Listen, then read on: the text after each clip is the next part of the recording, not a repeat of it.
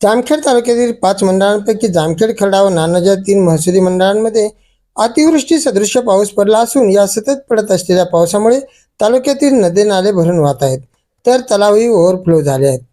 यामुळे पिण्याच्या पाण्याचा प्रश्न मिटला आहे. मात्र या पावसामुळे तालुक्यातील सर्वच भागातील शेतकऱ्यांची उडीद, सोयाबीन, तूर, मका व बाजरी अशी खरीपाची ही पिके पूर्णपणे पाण्याखाली गेली असून या पिकांचे मोठे नुकसान झाले आहे. त्यामुळे ही पिके पूर्णपणे वाया जाण्याच्या मार्गावर आहेत. परिणामी शेतकऱ्यांच्या हातातोंडाशी आलेला घास वाया जात असल्याने ते हवालदिल झाले आहेत. त्यामुळे जामखेड तालुक्याचे तहसीलदार, तालुका कृषी अधिकारी यांनी तातडीने पंचनामे करावेत व नुकसान भरपाई मिळावी अशी मागणी शेतकऱ्यांकडून होत आहे.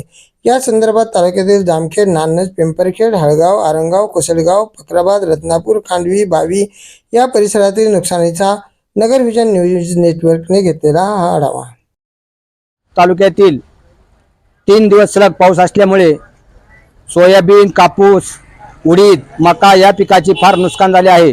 3 दिवसानंतर सारखे पाऊस चालू असल्यामुळे जे सकल भागात काही भागात पाणी साचल्यामुळे ते पीक वायाला गेल्याने मी कृषी अधिकारी, तहसीलदार यांना मी माझ्या फोनद्वारे कळवलेलं आहे. ते तातडीने तुम्ही उद्या पंचनामे करावे.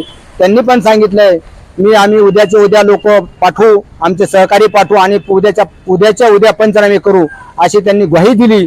मी माझे जामखेड तालुका राष्ट्रवादीच्या वतीनं मी जामखेड व पिंपरखेड, फकराबाद, दानोरा, वंजरवाडी, हळगाव, रत्नापूर, बावी, खांडवी या भागात मोठ्या प्रमाणात पाऊस झाल्यामुळे शेतकऱ्यांची फार नुकसान झाले आहे अशी मी तहसीलदार, कृषी अधिकारी यांना सांगितले आहे.